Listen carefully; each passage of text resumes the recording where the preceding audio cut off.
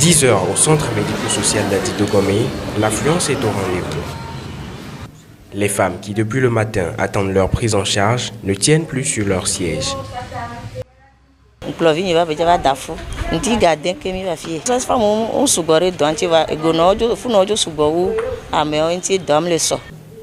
Le constat est amer et vient corroborer la plaidoirie lancée depuis l'année dernière par l'Association des sages-femmes du Togo, Asafito, et soutenue par le Fonds des Nations Unies pour la population, UNFPA Togo.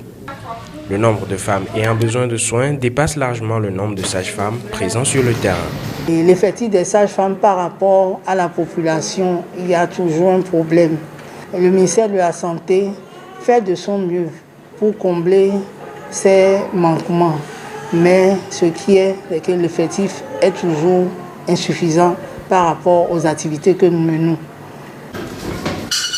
Le 5 mai de chaque année est célébrée la Journée internationale de la sage-femme.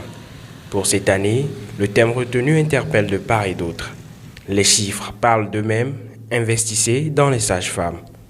Pour marquer la célébration de cette année, 3 jours de soins gratuits sont offerts à toutes les femmes dans quelques centres médicaux retenus sur l'étendue du territoire. Madame Adjaman fait partie de la Safito et ce matin, elle vient en soutien à ce consoeur du centre d'Adi Dogomé. Les consultations prénatales, la planification et à tous les niveaux, nous allons examiner les seins aux femmes. Nous allons apprendre à nos femmes à s'auto-examiner.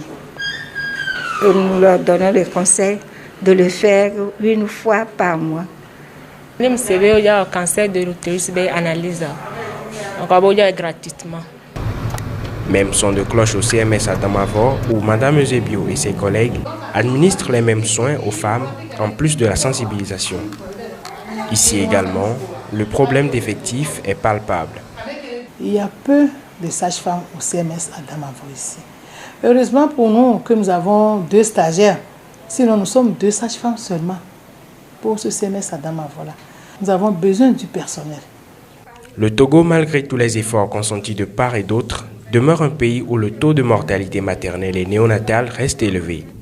Pour renverser la vapeur, la Safeto, après réflexion, a émis des propositions.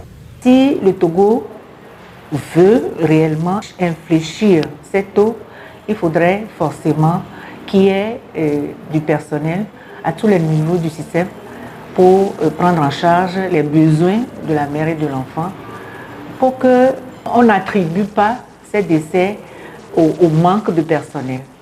Les soins gratuits prennent fin ce vendredi 7 mai. Toutefois, les planifications familiales se poursuivent gratuitement durant 1 semaine dans les centres d'Adamavor, Baguida, Adi Dogomé, Sokodé, puis Dapaon.